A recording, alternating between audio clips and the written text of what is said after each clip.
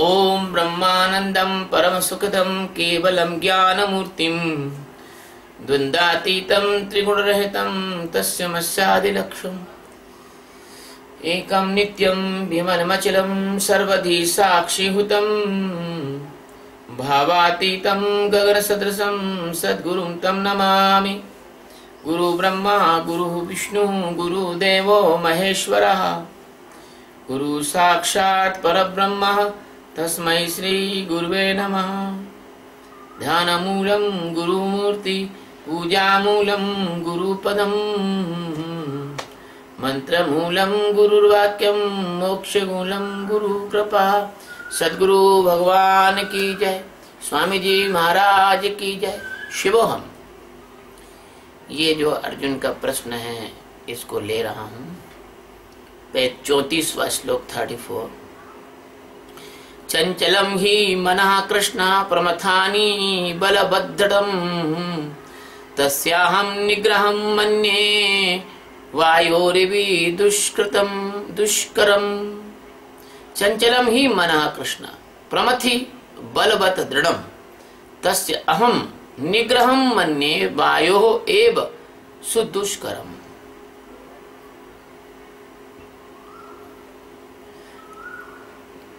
ही यानी क्योंकि कृष्ण यानी श्री कृष्ण, मन यानी मन बड़ा चंचलम यानी बड़ा चंचल है, प्रमाथि यानी प्रमथन स्वभाव वाला, दृढ़म यानी बड़ा दृढ़, बलवंत यानी बलवान, अतः यानी इसलिए, तस् यानी उसका, निग्रहम यानी वश में करना, अहम यानी मैं, वायु यानी वायु को रोकने की एव यानी भांति, दुष्कर्म यानी अत्यंत दुष्कर, मन्यते यानी मानता हूं। अब तो अर्जुन ने दिल खोल के बोल दिया, क्योंकि श्री कृष्ण यह मन बड़ा चंचल है, यह प्रमथानी स्वभाव वाला है, बड़ा दृढ़ है, बलवान है, इसलिए इसको बस में करना मैं वायु को रोकने की भांति अत्यंत दुष्कर मानता हूं।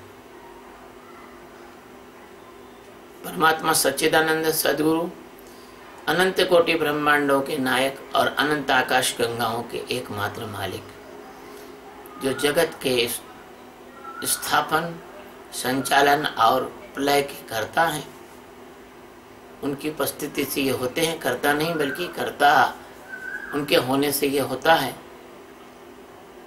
वो अर्जुन के सामने खड़े हैं और अर्जुन उनसे मन के बारे में अत्यंत महत्वपूर्ण प्रश्न पूछता है, जो समस्त मनुष्य जाति के लिए बड़ा मूल्यवान है। अर्जुन कह रहा है कि मैं ऐसा इस मन को नित्य स्थिति में इसलिए नहीं देखता हूं भगवान, क्योंकि यह जो मन है वो बड़ा चंचल है ना। अब चंचल के बारे में तो आपको मैंने पहले भी एक गीत की पंक्ति सुनाई थी, मेरा मन बड़ा चंचल है, इसे कौन जतन रोकूं, जितना भी संभालूं इसे उतना ही मचल जाए। सतगुरु तेरे चरणों की गर धूल जो मिल जाए। ये जो मन है ये वाकई में चंचल है, लेकिन ज्ञान के बाद आपको लगेगा कि जैसे मन हुआ ही नहीं। जैसे सपना आता है और एक आदमी सपने में हवा के घोड़े पर बैठ जाता है, हवा में उड़ने वाले घोड़े, और वो सोचता है मरे अब गिरे कि तब गिरे, और वो हवा में घोड़े पे बैठा हुआ उड़ता रहता है, उड़ता रहता है। क्या वो घोड़ा हुआ है? नहीं हुआ, केवल सपन में उसको हुआ सा लगता है। जैसे कोई आदमी सपने में ये सपना देख रहा है कि उसकी छाती पे कोई छुरी लेके बैठा हुआ है। क्या वो छाती पे जो छुरी लेके बैठा है और उतना भयभीत हो जाता है, पसीने पसीने हो जाता है, वो सोचता अब मरा के तब मरा। कई लोग तो हार्ट फेल से मर जाते हैं। क्या वो छाती पे छुरी लेके बैठने वाला हुआ है? मैं कॉलेज में पढ़ता था, वहां हम एक किराए का मकान लेके रहते थे। आस पड़ोसी कहते थे इस मकान में भूत रहता है।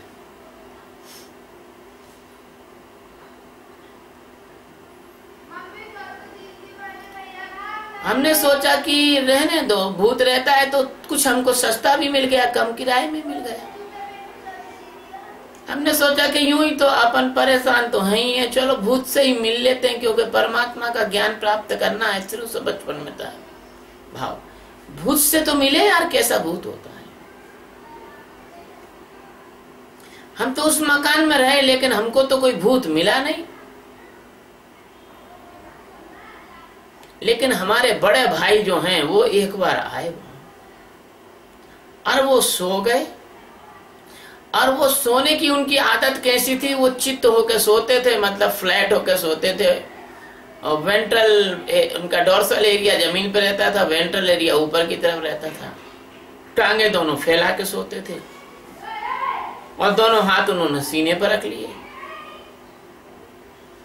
अब उनको सपना आया कि कोई काला कलूटा बड़े बड़े दांत वाला, जिसके दांत मुंह में से निकलकर और छाती तक लटक रहे, ऐसे दांत, एक एक हाथ लंबे दांत, उनकी छाती पे बैठा है और दोनों हाथ से गला पकड़ लिया है और दांत उनकी छाती में घुसाने की तैयारी कर रहा है। तो हम पढ़ रहे थे किताब, अपनी पढ़ाई कर रहे थे, बीएससी की तैयारी कर रहे थे। तो भाई साहब धीरे धीरे दोनों पैर फटफटाने लग गए और उनका चेहरा देखने काबिल हो गया। वो तो ऐसे चेहरा हो गया जैसे भयंकर भयभीत हो रहे हो। मर जाएंगे, मर जाऊंगा, मरो, छोड़ दो, छोड़ दो। मैंने कहा क्या चक्कर है यार। मैंने झट से उनके दोनों हाथ पकड़े, उनके गाल को थपथपाया, उनको खींच के बिठाला। क्या हुआ? और बोले भैया इस मकान में जरूरी भूत रहता है, मैंने तो आज उसके दर्शन कर लिए। और मैंने कहा क्या देखा? तो उन्होंने बताया वर्णन देख के, तो मेरा भी थोड़ी देर के लिए उनका जो चित्र उन्होंने खींचा तो मेरे को लगा कि मरे जैसे हॉरर फिल्म देख के दर्शक की हालत होती है। हमने कहा भगवान ये तो हम इसलिए नहीं मानते कि हम इस मकान में काफी महीनों से रह रहे, हमको तो कभी भूत दिखा नहीं। बोले लंबे दांत, एकदम काला कलूटा, एकदम छाती पे बैठ गया और गर्दन दोनों हाथ से दबाने लगा और मेरे से कहने लगा मैं तेरा खून पीऊंगा।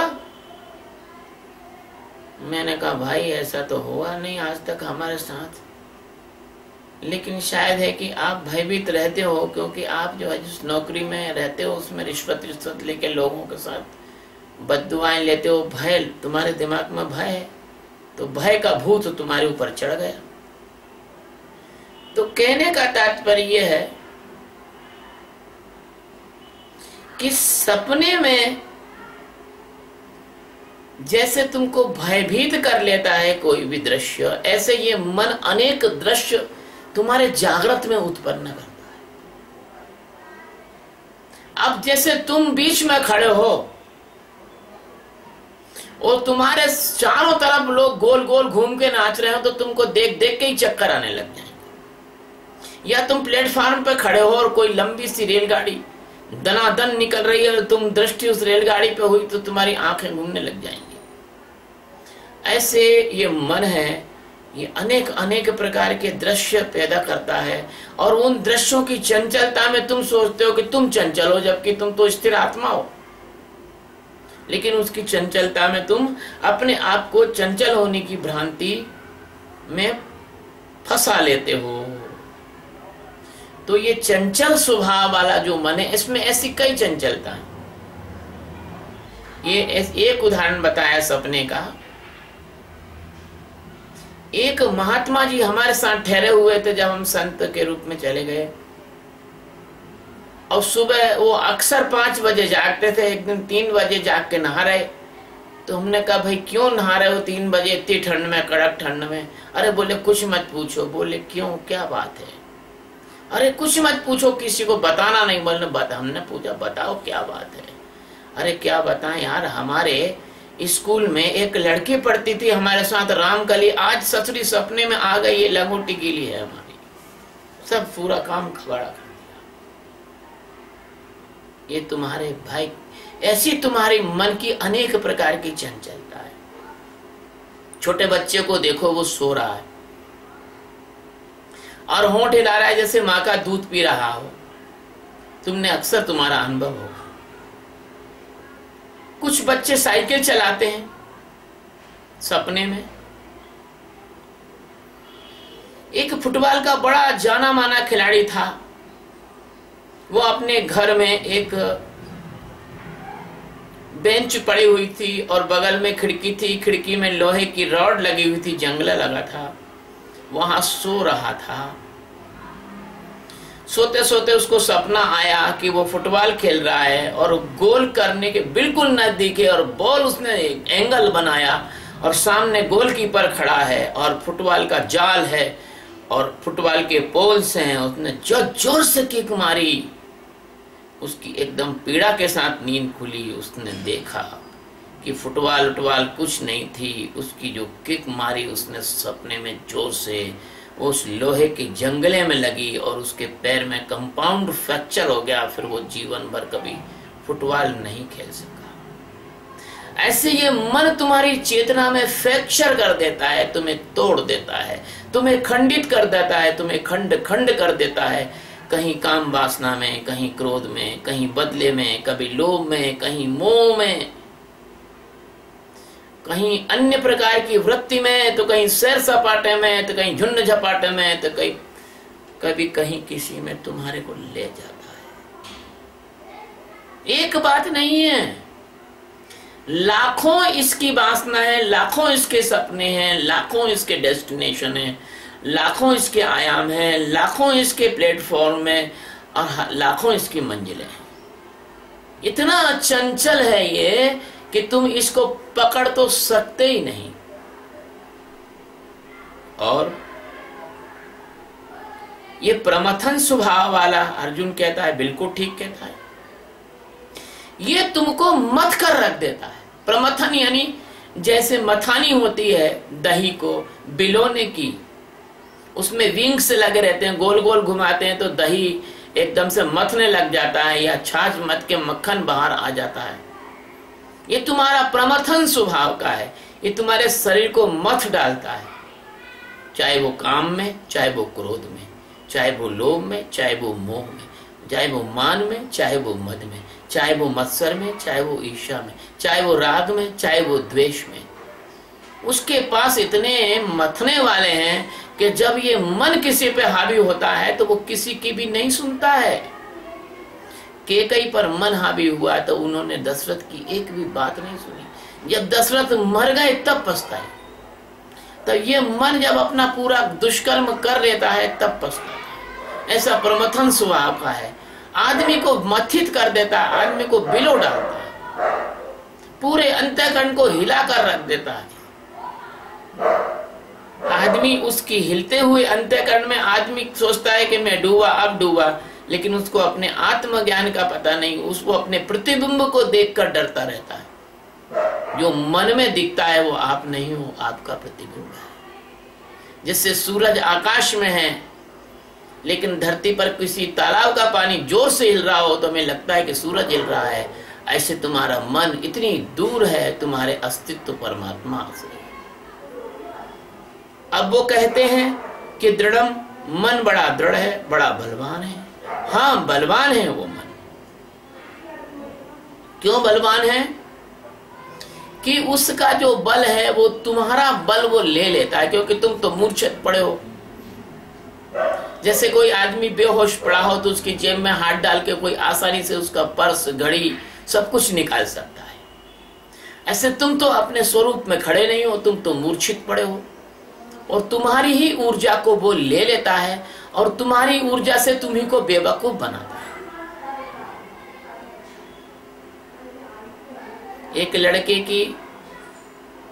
एक लड़की से शादी हो गई। लड़की उस लड़के से प्रेम नहीं करती थी, वो अन्यत्र प्रेम करती थी। शादी होने के बाद उस लड़की ने अपना रंग दिखाया, उस लड़के को परेशान करना शुरू कर दिया। मजबूर होकर लड़का लड़की में विवाद हो गया। लड़की मायके चली गई और मायके जाने के बाद वो लड़की लड़के से पैसे की मांग करने लगी कि हम तुमको जब छोड़ेंगे हमें पैसा दो। इस हद तक वो नीचता पे बापरी। लड़के को उसके माँ बाप को झूठे प्रकरणों में फंसा दिया। आखिर उसके माँ बाप ने कैसे भी करके उस लड़की को पैसे दिए। उस लड़की के पास कोर्ट केस लड़ने को पैसे नहीं थे, उन्हीं के पैसे से वो उसने और ज्यादा लड़के को परेशान किया। जो काम कम समय में होने वाला था वो 10 गुने लंबे समय तक उस लड़की ने परेशान किया। वो लड़की तुम्हारा मन है, वो लड़का तुम्हारी आत्मा है। तुम सो रहे हो, इस कारण से तुम्हारी ही एनर्जी, तुम्हारे ही पैसे से लेके तुमको ही वो परेशान मन कर रहा है। इसलिए इसको दृढ़म कहते हैं। यहाँ बाली का भी स्मरण आता है। बाली को ये वरदान था। बाली से बलि शब्द शुरू हुआ है। बाली जो है बलवान था। क्यों बलवान था? उसके सामने जो भी लड़ने आता था उसकी आधी ताकत उस बाली को मिल जाती थी। यही कारण है कि भगवान ने पेड़ के पीछे छिप के उसको मारा। ऐसे मन को तुम छिपकर साक्षी में देख पाओ तो तुम्हारा मन मर सकता है। इसलिए मन बड़ा मजबूत है और बलवान है, क्योंकि उसमें आपकी एनर्जी है। उसमें आप नहीं तो आपकी परछाई नहीं। आप खड़े हो तो परछाई है। आप अपने को तो जानते नहीं, बस परछाई को देखकर रो रहे हो। इसलिए तस्य यानी उस मन का वश में करना। अर्जुन कहता है मैं बड़ा कठिन समझता हूं। जैसे चलती हुई तेज हवा, आंधी और तूफान को आप किसी दीवार बना के नहीं रोक सकते, ऐसे मन में उठने वाले तूफान को मैं कैसे रोकूं भगवान, ये मुझे समझ में नहीं आता। तो मन में उठने वाले तूफान को, इस तेज हवा को, इस चंचल मन को, इस बलवान मन को कैसे संभाला जाए, इससे कैसे मुक्त हुआ जाए, इसी के बारे में तो गीता में भगवान उपदेश देते चले आ रहे हैं और आगे देते जाएंगे। मैं सोचता हूं अर्जुन के ये 2 वचन, ये अर्जुन के 2 वचन संसार के समस्त जिज्ञासुओं के वचन हैं। संसार के समस्त जिज्ञासुओं के प्रश्न हैं। इसलिए इन 2 वचनों को आपके सामने स्पष्ट किया। ये श्रीमद् भगवद गीता के 6वें अध्याय का 34वां सूत्र यहाँ पूरा होता है। शुभम।